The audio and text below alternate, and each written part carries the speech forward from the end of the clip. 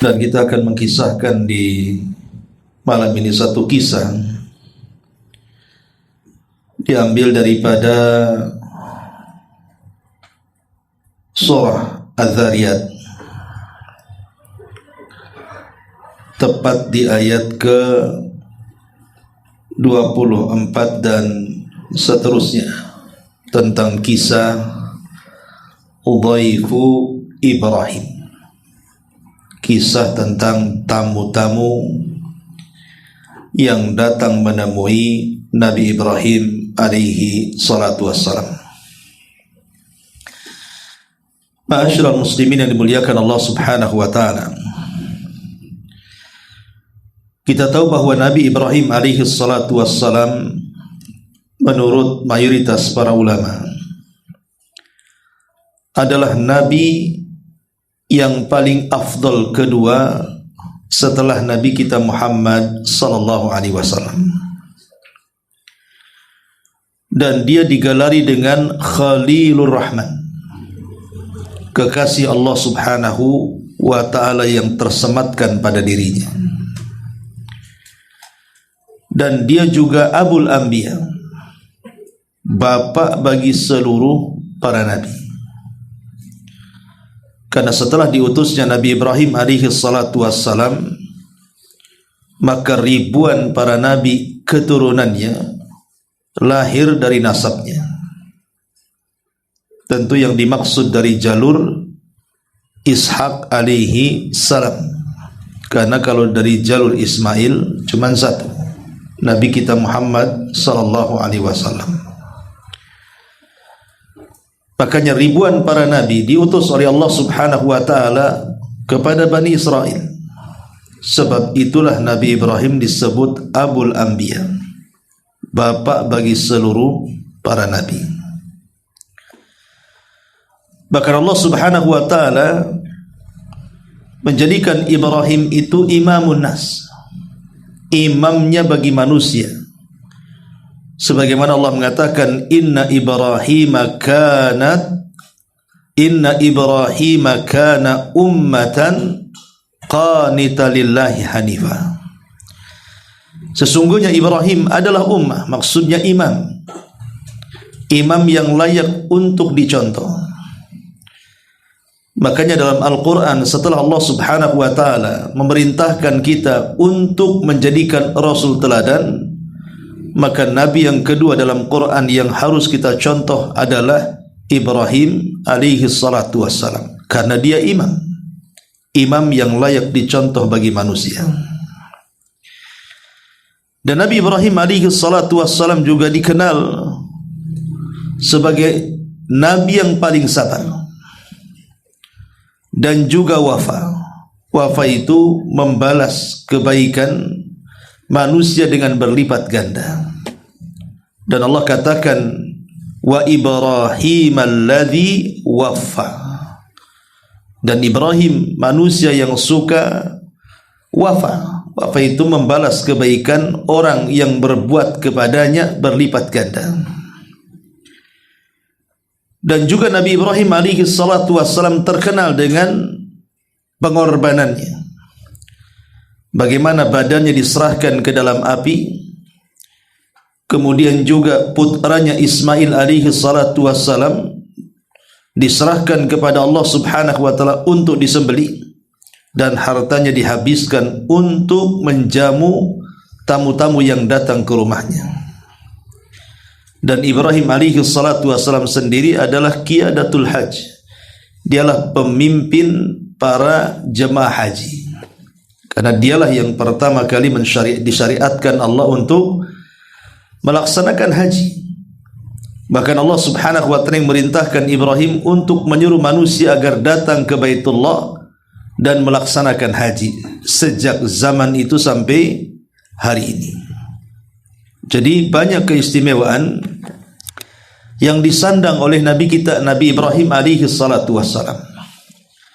Dan satu-satunya Nabi yang dicintai semua agama adalah Ibrahim. Yahudi mengklaim bahwa Ibrahim itu nabi mereka. Nasrani juga mengklaim bahwa Ibrahim itu nabi mereka. termasuk juga kita kaum muslimin sangat mencintai Ibrahim. Tapi Allah Subhanahu wa taala katakan, "Ma kana Ibrahimu Yahudiyan wala Nasraniyan." Tidaklah Ibrahim itu seorang Yahudi ataupun seorang Nasrani. Walakin hanifan muslimah. Dia adalah seorang yang lurus, yang berserah diri kepada Allah Subhanahu wa taala, dan dia bukan termasuk orang yang melakukan kesyirikan. Ma'asyiral muslimin yang dimuliakan Allah Subhanahu wa taala. Lalu bagaimana kisahnya tamu-tamu ini? Siapa tamu-tamu yang datang kepada Ibrahim alaihi salatu wassalam? Berapa jumlah mereka? Apa tujuannya? Lalu apa yang dilakukan Ibrahim kepada tamu-tamu itu? Dan apa pelajaran yang bisa kita petik dari kisah tentang tamu-tamu yang datang menemui Nabi Ibrahim yang dicatat di beberapa ayat dalam Quran? Baik, ma'asyiral muslimin yang dimuliakan Allah Subhanahu wa taala. Allah Subhanahu wa taala berfirman dalam surah Az-Zariyat 24. Allah memulai dengan kata-kata, "Hal ataka hadithu dhaifi Ibrahim al-mukramin." Sudahkah datang kepadamu wahai Muhammad cerita tentang tamu-tamu Ibrahim yang sangat dimuliakan? Ma'asyiral muslimin yang dimuliakan Allah Subhanahu wa taala, bahwa para ulama tafsir mengatakan bahwa yang dimaksud tamu-tamu di sini adalah mereka para malaikat. Jadi tamu-tamu yang datang kepada Ibrahim adalah para malaikat yang menjelma manusia. Karena di antara kekuatan para malaikat sanggup menjelma seperti layaknya manusia. Makanya lihat Jibril alaihi salatu wassalam di zaman Nabi. Apabila datang menemui Nabi sallallahu alaihi wasallam, maka dia akan menyerupakan dengan seorang sahabat yang paling tampan. Namanya Dihyatul Kalbi. Sampai Aisyah Ummul Mukminin pernah terkecoh. Disangkanya Nabi sallallahu alaihi wasallam bicara dengan Dihyah padahal dia sedang bicara dengan Jibril. Menunjukkan bahwa malaikat bisa tasyakul, beralih rupa seperti manusia. Dan itu bisa disaksikan dalam perang Badar, bagaimana para malaikat datang dengan kuda-kuda putih berpakaian putih dan menghunuskan pedang membantai orang-orang musyrik Arab yang menyerbu Nabi SAW di Badar. Lah begitu juga di sini. Jadi Nabi Ibrahim alaihi salatu wassalam kedatangan tamu. Dan ingat bahwa Nabi Ibrahim alaihi salatu wassalam adalah manusia yang pertama kali mencontohkan bagaimana cara menjamu tamu.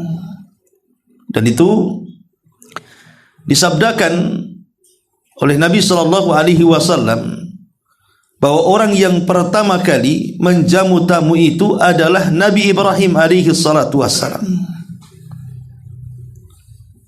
Dalam sebuah hadis yang dikeluarkan atau disebutkan dalam kitab As-Sahih, Rasulullah sallallahu alaihi wasallam mengatakan, kana awwalu man dhayyafa dhaifa Ibrahim alaihi salatu wassalam.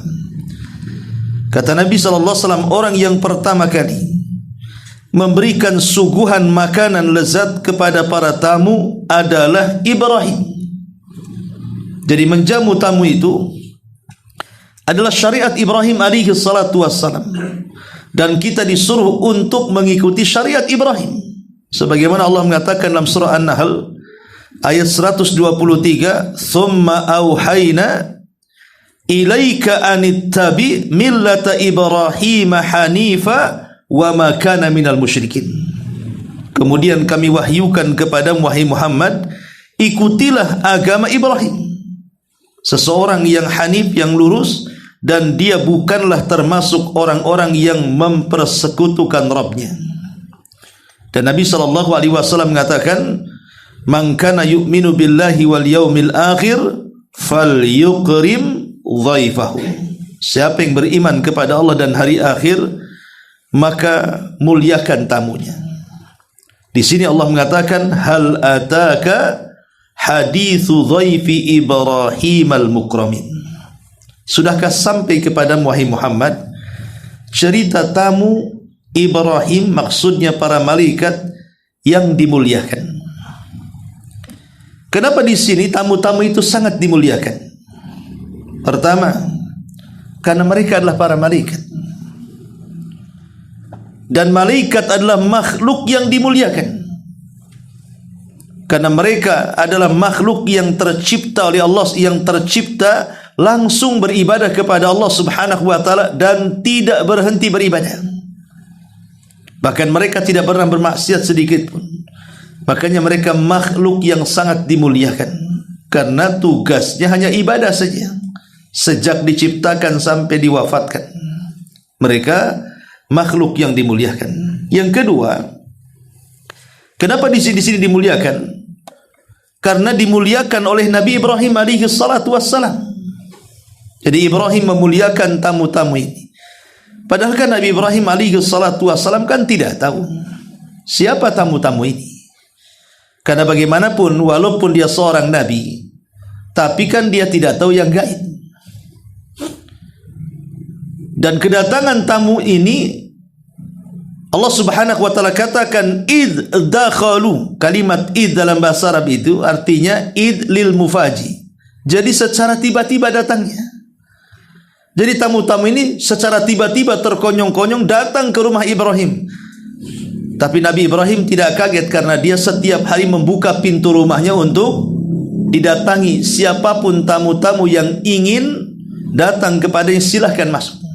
Karena ingat ikhwan, di zaman dulu untuk menjamu tamu itu bukan perkara yang sangat mudah dilakukan. Apalagi di zaman dulu itu kan banyak orang musafir. Dan kita tahu bahwa safar di zaman dulu tidak seperti safar di zaman sekarang. Pemain kita punya tamu dari Jakarta, dari Medan, dari mana-mana lah. Sepanjang jalan dari Medan sampai ke sini, kiri kanan ada warung. Ada warung Padang, warung macam-macam warung, ya kan? Sehingga kadang-kadang sampai ke kita sudah makan. Ketika kita suguhkan kadang-kadang hanya 9 yang dimakan. Karena mereka sudah makan kan. Kalau di zaman dulu kan tidak ada warung kiri kanannya. Ya kalau mereka datang bertamu ya betul-betul cari makan kan, gitu istilahnya kan. Karena tidak makan masalahnya. Kalau umpamanya dipersilahkan rumahnya, seolah-olah memang dia sengaja rumahnya didatangi untuk supaya orang-orang makan di tempat dia. Ya seolah-olah jadi warung lah jadinya. Sehingga memuliakan tamu bukan perkara mudah. Kecuali Nabi Ibrahim alaihi salatu wassalam yang tahu fadilahnya. Coba dihabiskan berapa biaya untuk menjamu tamu itu, dan rumahnya terbuka datang kepada siapapun. Maka di sini Allah mengatakan iddakhalu alaihi faqalu salama. Ingatlah ketika mereka masuk ke tempat Ibrahim lalu mengucapkan salam. Mengucapkan salam. Kemudian qala salamun qaumun munkarun. Ibrahim menjawab salamun, salam. Mereka itu orang-orang yang belum dikenali.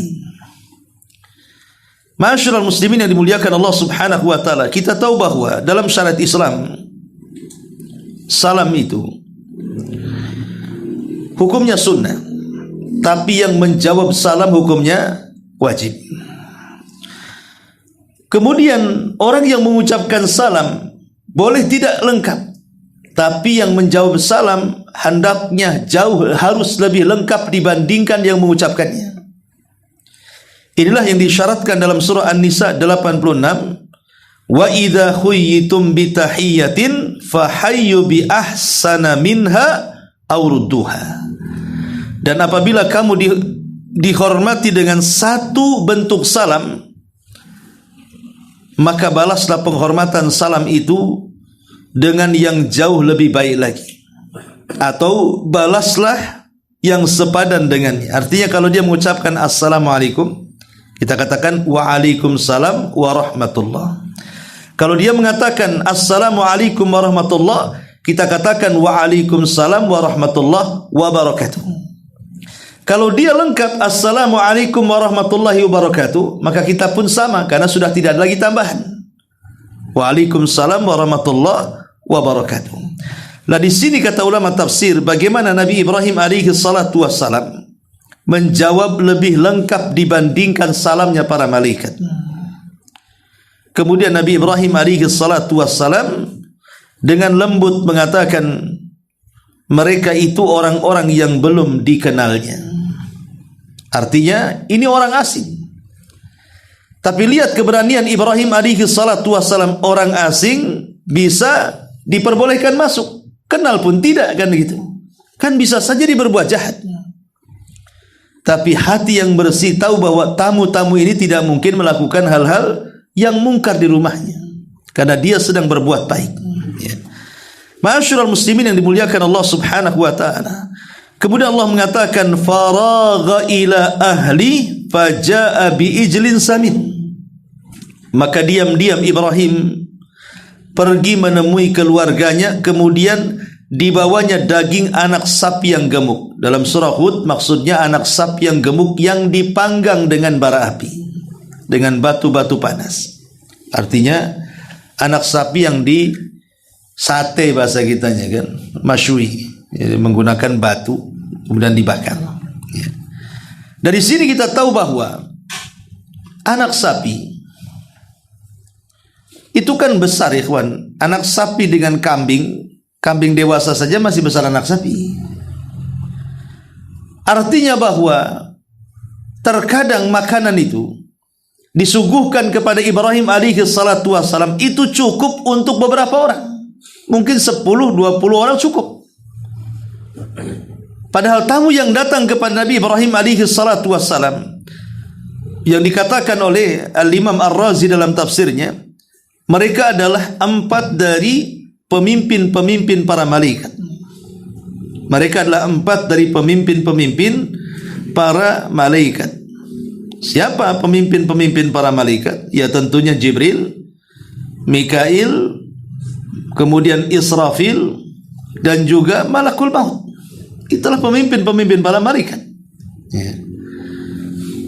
Jadi Nabi Ibrahim alaihi salatu wassalam menyuguhkan makanan itu dengan cukup banyak, seolah-olah kita katakan pemborosan. Sebagian para ulama tafsir mengatakan bahwa kalau kita boros untuk menghormati tamu itu sangat disyariatkan. Walaupun kemudian tamu itu tidak makan banyak atau sama sekali tidak makan makanan yang kita suguhkan, maka tidak dianggap israf. Yang dianggap israf itu kalau makanan itu kita yang makan. Makanya Allah Subhanahu wa taala mengatakan kulu washrabu wala tusrifu, makanlah minumlah jangan berlebihan. Tapi kalau untuk menghormati tamu sangat dianjurkan berlebihan. Walaupun sekali lagi terkadang tamu itu makannya karena malu, mungkin sesuap 2 suap, ya banyak sandiwaranya dibilang sudah selesai padahal masih lapar kan gitu ya. Begitulah tamu kadang-kadang, ya. Tetapi bagi kita yang tuan rumah, sebisa mungkin kita berikan yang terbaik kepada tamu. Gitu maksudnya. Karena Ibrahim alaihi salatu wassalam boros dalam memberikan makanan kepada tamu-tamu yang datang. Ma'asyiral muslimin yang dimuliakan Allah Subhanahu wa taala. Lah kalimat faragha ila ahli. Maka dia Ibrahim diam-diam menemui keluarganya. Kenapa Nabi Ibrahim alaihi salatu wassalam setelah mempersilahkan tamunya duduk, Nabi Ibrahim tidak bertanya kepada tamu, kira-kira mau minum apa, mau makan apa? Enggak. Itu gaya kita yang kayak gitu. Ya. Nabi Ibrahim tidak bertanya kepada tamu, dia langsung menemui keluarganya, maksudnya kepada istrinya. Kemudian langsung ke belakang rumah, memerintahkan para pelayannya untuk menyembelih anak sapi tadi. Kemudian langsung dimasak. Kemudian setelah dimasak langsung dihidangkan. Dan itu dilakukan oleh Ibrahim alaihi salatu wassalam diam-diam. Kenapa? Supaya tamu tidak merasa berat hati. Karena kalau seandainya kemudian Ibrahim ngasih tahu, terkadang tamu menghalang-halanginya. Oh, enggak usah repot-repot kan itu. Kalau ada nggak apa-apa katanya. Itu lain itu. Ya, komanya itu yang masalah. Jadi intinya bahwa Ibrahim alaihi salatu wassalam berikan contoh kepada kita supaya tamu itu tidak kaget dengan perkara tadi atau menghalang-halangi dia. Karena tujuan Ibrahim itu untuk memuliakan tamu. Makanya dia diam-diam ngomong sama istrinya, tolong sediakan makanan, itu ada tamu. Dan tidak bicara dengan tamunya. Baru setelah kemudian selesai, Allah katakan faja'a bi ijlin samin. Maka kemudian dibawakan daging anak sapi yang sangat gemuk. Dalam surah Hud saya katakan tadi, yang dibakar. Kemudian Allah katakan faqarrabahu ilaihim. Lalu hidangannya didekatkan kepada mereka. Lihat bagaimana Ibrahim alaihi salatu wasallam sangat memuliakan tamu, supaya tamu itu memudahkan mengambil makanan tanpa harus berdiri. Kita yang menghidangkan didekatkan dengan faqarrabahu, didekatkan. Ya. Ini enggak tamunya di sana makan di sini. Sini katanya. Sering dipanggil pula kan itu. Ya, kalau kita menjamu tamu, justru memang tamu itu raja bagi kita di rumah kita. Betul-betul kita datangi tamunya, kita dekatkan makanannya, sehingga kalau bisa jangan dikasih kesempatan berdiri. Dia langsung makan di situ. Itulah makna faqarrabahu ilaihim. Qala, maka Ibrahim mengatakan ala ta'kulun. Ibrahim berkata, silahkan Anda makan.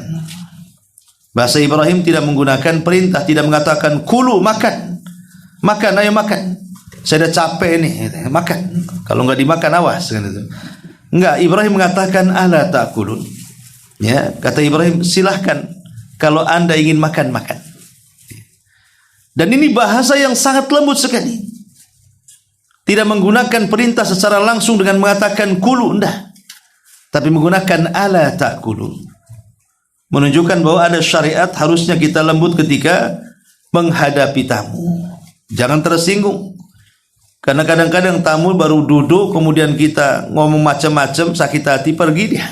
Ya. Maka di sini Allah mengatakan, ala ta'kulun fa'aujasha minhum khifa. Tetapi mereka pun tidak menyentuh makanan sama sekali. Kemudian Ibrahim alaihi salatu wassalam merasa takut. Kenapa setiap disuguhkan makanan, yang dipandang bukan makanannya, tapi muka dia? Kira-kira nih kalau ada tamu, antum suguhkan toples, dia tak mandang isi toples, mandang muka antum pula. Kira-kira gak takut? Tamu ini gak diundang, gak kenal, sorot matanya tajam. Ya wajar, Ibrahim sudah tua, usianya sudah hampir di atas 100 tahun. Sehingga kemudian perasaan takut ada. Sementara ini malaikat yang menyamar anak-anak muda ini semua kekar-kekar. Makanya Allah mengatakan fa'aujasa minhum khifa. Ibrahim merasa takut dengan mereka. Ketika Ibrahim alaihi salatu wassalam merasa takut, maka tiba-tiba para malaikat ini baru membuka identitasnya dan mengatakan qalu la takhaf wa basyaruhu bi ghulamin alim. Kata para malaikat, janganlah kalian takut, dan mereka memberi kabar gembira kepada Ibrahim dengan kelahiran seorang anak yang alim. Maksudnya di sini adalah Ishak alaihi salatu wassalam, karena konteksnya kan ini berada di Irak. Ada yang mengatakan di Palestina, sementara Ismail sudah ada di negeri Arab. Jadi maksudnya kelahiran Ishak di sini. Dari sini ada faedah ikhwan, bahwa para nabi itu tidak tahu yang gaib. Kalau para nabi tahu yang gaib, ngapain Ibrahim capek-capek masak, kemudian menyuguhkan daging anak sapi kepada para tamu? Kalau Ibrahim tahu itu malaikat, kan Ibrahim sudah tahu malaikat gak makan, malaikat gak minum. Kenapa kemudian Nabi Ibrahim malah menyediakan makanan untuk mereka? Menunjukkan Ibrahim tidak tahu yang gaib. Kalau tahu yang gaib, tidak mungkin Ibrahim menyuguhkan makanan. Sama dengan Nabi Sulaiman. Kurang apa coba mukjizat yang Allah anugerahkan kepada Nabi Sulaiman itu? Menundukkan angin, menundukkan jin, macam-macam ditundukkan dia. Tapi ada satu negara Sulaiman tidak tahu. Negara Sabah. Baru tahu setelah diberitahu Hudhud. Ya. Kata Hudhud, aku datang dari sebuah negeri yang kau enggak tahu, katanya. Menunjukkan bahwa Nabi Sulaiman saja yang mukjizatnya luar biasa, luput satu negara yang disebut dengan Sabah. Jadi para nabi itu tidak tahu yang gaib. Bahkan Nabi Yakub alaihi salatu wassalam yang tinggal di Palestina, sementara Nabi Yusuf tinggal di Mesir. Palestina dengan Mesir itu tidak jauh, hanya dibatasi dengan jalur Gaza saja. Tapi Nabi Yakub tidak tahu bahwa Yusuf ada di Mesir. Kalau tahu pasti akan dicari. Ya. Termasuk Nabi kita Muhammad sallallahu alaihi wasallam tidak tahu yang gaib. Kalau para nabi saja tidak ada yang tahu yang gaib, dan kegaiban itu hanya tahu Allah Subhanahu wa taala, macam mana muncul para dukun, para pomo sok tahu yang gaib pula, meramalkan masa depan, masa lalu, ataupun mengatakan sesuatu dari perkara-perkara yang tidak ada yang tahu kecuali Allah Subhanahu wa taala. Baiknya, itu di antara faedahnya. Kemudian juga di sini Allah Subhanahu wa taala mengatakan, fa aqbalatil ra'atuhu fi sarratin fasakkat wajhaha wa qalat ajuzun akim. Kemudian istrinya datang tiba-tiba berteriak ketika malaikat ini menghabar gembirakan akan kelahiran anak yang cerdas, Ishak. Istrinya dari belakang, dari dapur lari ke depan, maksudnya Siti Sarah, tiba-tiba berteriak, kemudian menepuk mukanya sendiri seraya mengatakan, aku adalah seorang perempuan yang tua dan juga mandul. Aku ini seorang perempuan tua dan juga sudah mandul. Ya, ada yang mengatakan fadhahikat, tertawa. Makanya kemudian anak yang lahir dikasih nama Ishak, karena Ishak diambil dari kata yashak. Yashak itu artinya yadhak, gitu ya. Jadi karena ketika mendapatkan kabar gembira seolah-olah mustahil, akhirnya dia tertawa tuh Siti Sarah itu. Betul-betul ngandung. Ya, artinya setelah mendapatkan kabar gembira, tiba-tiba kemudian Siti Sarah head, padahal dia sudah menopause, sudah tua, sudah di atas 90 tahun, tiba-tiba keluar darah head. Kemudian setelah suci, kemudian dia pun hamil, lahirlah Ishak. Ya, diambil dari kata yashak, artinya yadhak, tertawa. Sebab ketika mendengar berita itu, Sarah tertawa. Ya. Di sini Allah mengatakan fasakkat wajha wa qalat ajuzun akim. Seolah-olah kita diingatkan dengan kisah siapa? Nabi Allah Zakaria alaihi salatu wassalam. Nabi Allah Zakaria alaihi salatu wassalam kan ikhwan, usianya kan sudah 120 tahun. Istrinya sudah di atas 100. Artinya sudah nenek-nenek, sudah kakek-kakek.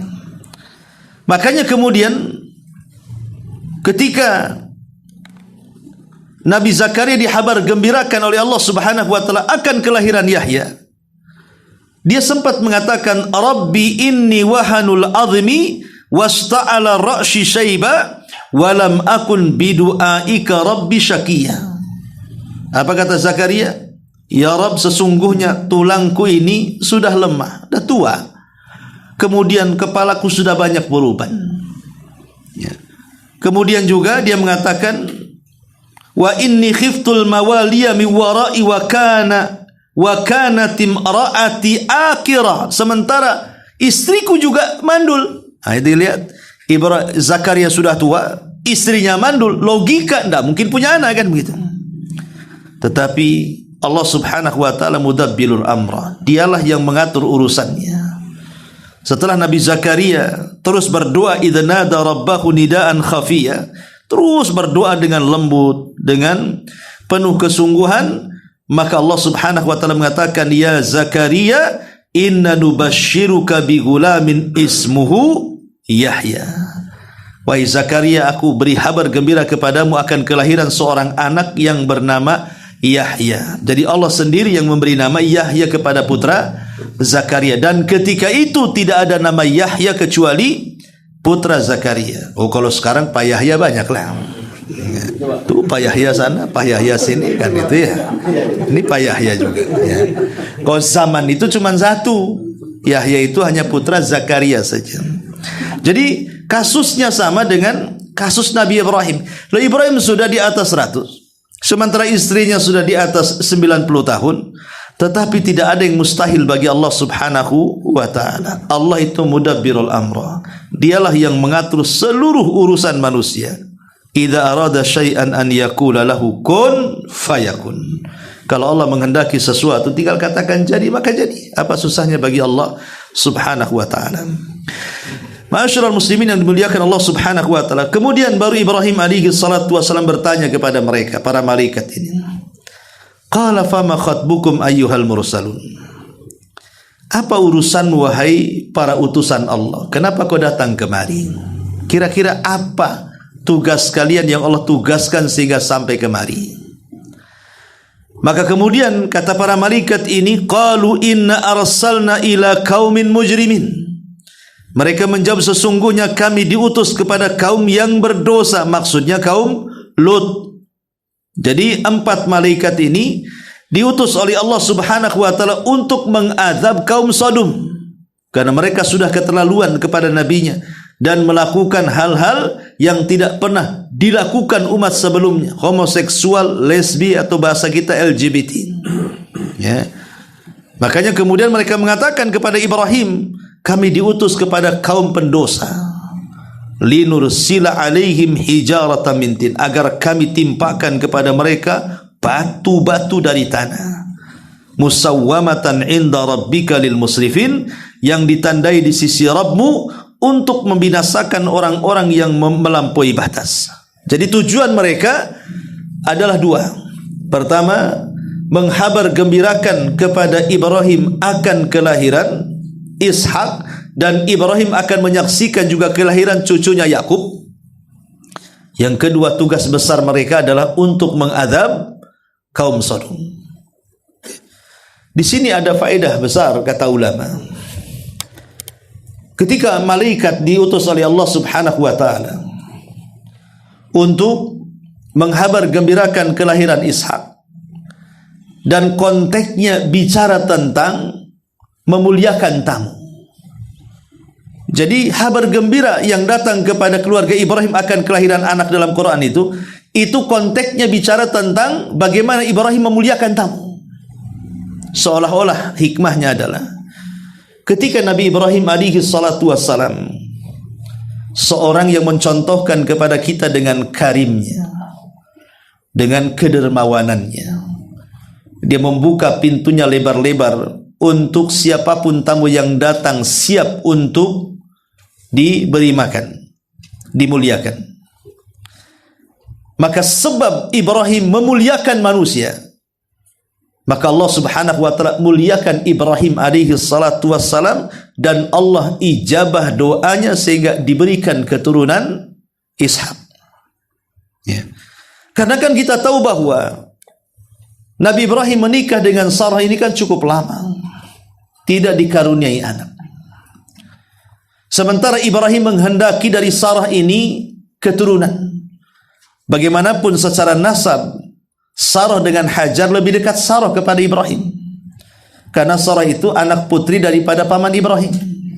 Yang kedua, istri pertama, dan Ibrahim lama hidup dengan dia, dan dia wanita yang tercantik di dunia. Sementara Hajar, walaupun dia anak seorang raja yang dijajah negaranya, kemudian ditawan oleh Raja Mesir, kemudian dihadiahkan kepada Sarah, kemudian Sarah menghadiahkan kepada Ibrahim, akhirnya dinikahi dan punya anak Ismail. Tentu kedekatan Hajar dengan Sarah kepada Ibrahim ya tentu lebih dekat Sarah, ya kan? Karena Sarah itu istri pertama, yang kedua dia putri daripada pamannya, sementara Hajar kan orang lain. Ya. Makanya ketika kemudian Hajar punya anak Ismail oleh Ibrahim, dihantarkan ke Mekah, ke negeri Arab, dan Ibrahim pulang lagi ke Syam, pulang lagi ke Palestina, dan hidup bersama istrinya. Walaupun demikian tidak melupakan sekali-kali menziarahi anaknya yang ada di tanah Arab. Ya. Tapi kan dia lebih dekat kepada istri pertamanya Sarah, makanya dia ingin punya keturunan. Lah salah satu sebab kenapa Allah subhanahu wa ta'ala memberikan keturunan kepada Ibrahim, karena Ibrahim sangat memuliakan manusia, sangat memuliakan manusia, terutama para tetamu, dan dia orang yang pertama kali menyuguhkan hidangan kepada tamu. Dengan sebab itulah Allah berikan kemurahannya dengan memberikan anak kepada Sarah berupa Ishak.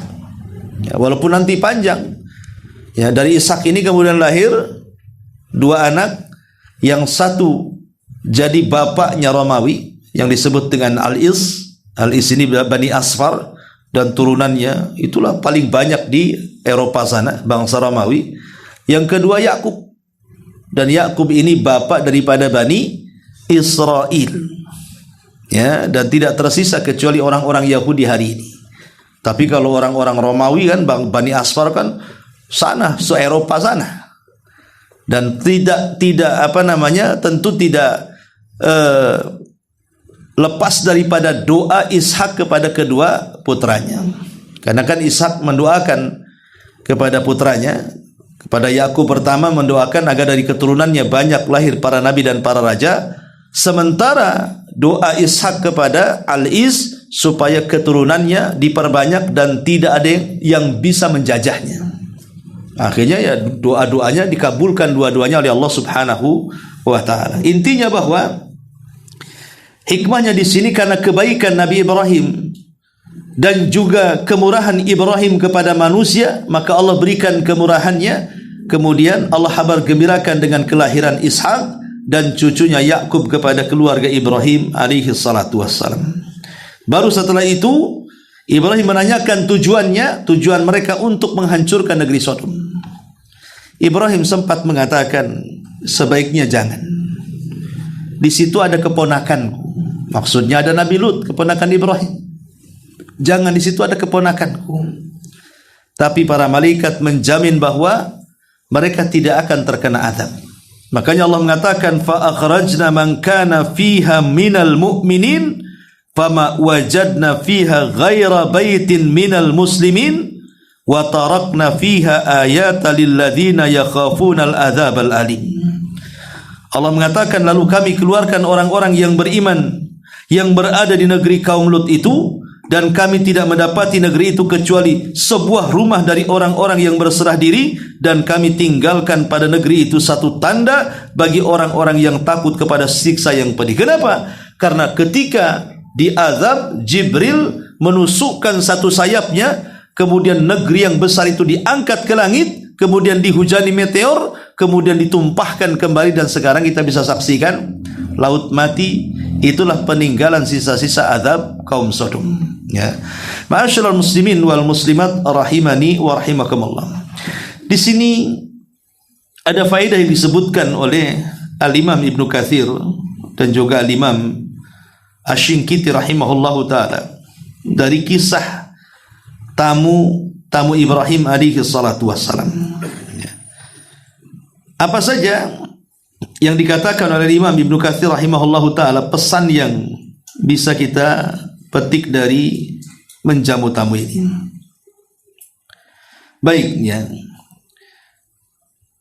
Pertama, disebutkan oleh Al-Imam Asy-Syinkiti rahimahullahu taala, ada 4 faedah dari kisah Nabi Ibrahim bersama tamunya. Pertama, apabila datang tamu ke rumah kita, maka segerakan hidangan berdasarkan firman Allah Azza wa Jal.